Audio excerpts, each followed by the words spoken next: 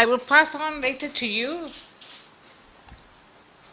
the corrections I have asked Jakarta Post to make because there are a number of areas they have misquoted me, and the Jakarta Post has responded that they will do so.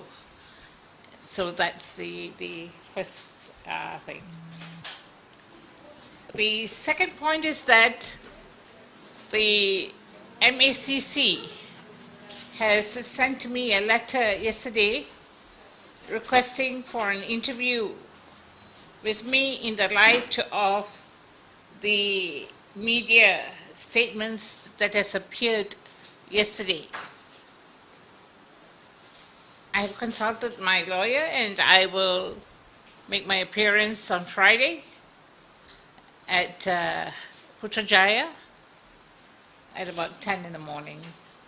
You say that our government is being very arrogant. So do you think the minister who made statement yesterday calling you unethical and all that, do you think they are being also very arrogant? Yes, of course they're very arrogant.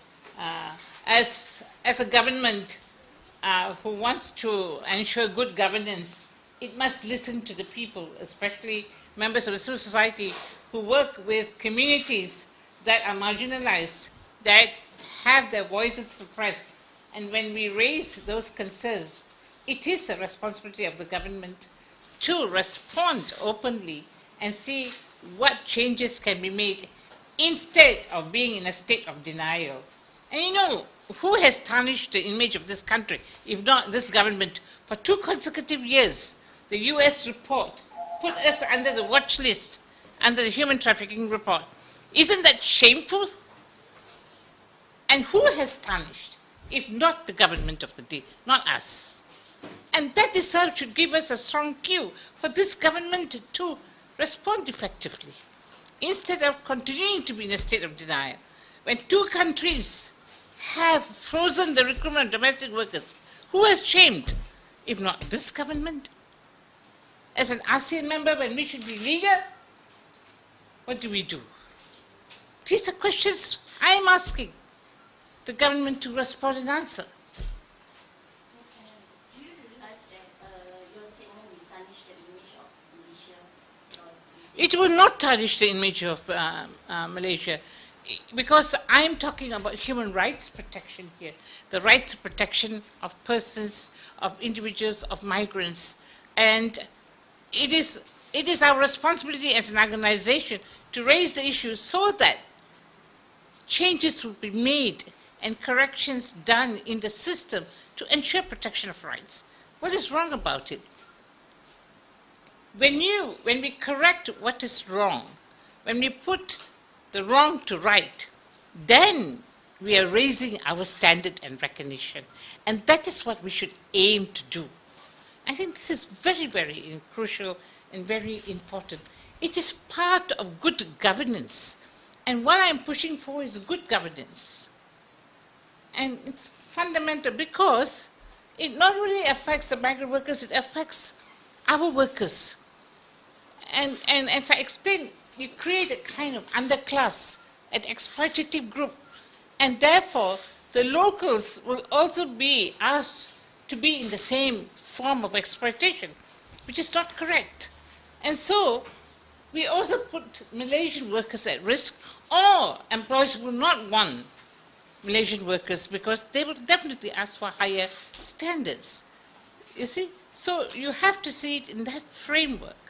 So, sorry, you see, it sees that Malaysia is completely unsafe for migrant workers from Indonesia, and it sees that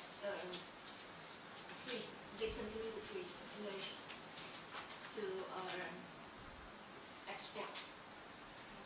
Yes, I think the signals are very clear, you know. The signals are very clear. And yesterday there was even demonstrations in front of our embassy in Indonesia over the death of the 3 migrants. Yeah, it continues because then people begin to see it as an unsafe place. Now, when I went to Semarang to investigate into the whole recruitment of migrant workers, now I met with families, with heads of villages, with the labor department, with all the different sectors there. And And the point that came through was Malaysia is not safe, especially for the informal sector. Even for the formal sector, they said they want to see who are the factories, who are the companies recruiting, what is the contract, what are the terms and conditions of employment. Unless all that is placed, only they want to get the children to come over the side. And what does it tell us? And that was my visit to Semarang, and this is what I got. So it is not safe, as currently the reality is. And you don't think that your statement is unpatriotic as claimed by Dr. Masno? As I just stated, it is not unpatriotic. I will be unpatriotic if I remained silent and allowed this harm to continue on people. I will be unpatriotic if I allowed bad governance to be the dominant form, corruption to exist. Now, I think it's very important that I insist that I am patriotic because I want to put right what is wrong. You also then disagree that your statements would affect bilateral relations between Malaysia and Indonesia? Now, if you look, it has been almost 3 years since Indonesia froze the recruitment. Now, it is not just my statement that is put, it is the outcry in Indonesia that has continued the freeze because the Indonesian people have yet to see a clear protection framework, a legal framework for domestic workers. Where is the standard contract? Where is the decent wage? When the MOU was signed, I think last year, or what? May last year, right? Yeah, May last year. What was our government stated? It stated that let the market forces decide. Now, what market forces in domestic work? What commodity are we trading in? Are we saying the human being is the commodity to be traded and valued, and therefore you decide on the minimum wage? That's not correct.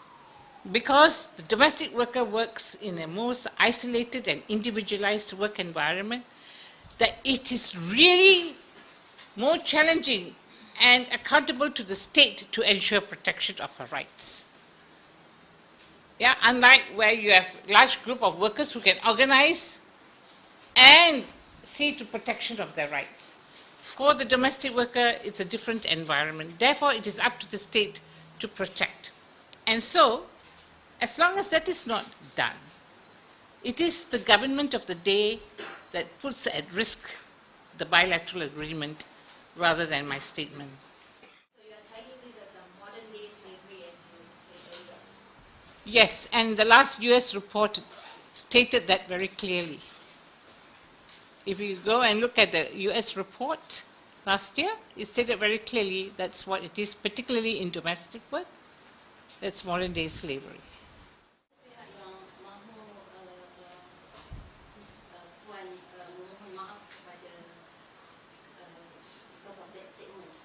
Apa sebab saya nak mohon maaf? Saya, my statement yang benar. Yang benar apa yang berlaku di bawah. Yang benar apa yang berlaku dan kezaliman yang dibuat kepada pekerja-pekerja migran di sini. Saya tak dapat tak betul kalau saya mohon maaf. Tak salah. Saya tak salah. So, apa sebab saya nak mohon maaf? In fact, kerajaan mesti mohon maaf kepada saya. Sesiapa yang cakap saya traitor, saya apa dia kecam negara, nak minta maaf kepada saya dan Tenaganita. MalaysiaKini.com. Pada Malaysia Kini, Malaysia Kini.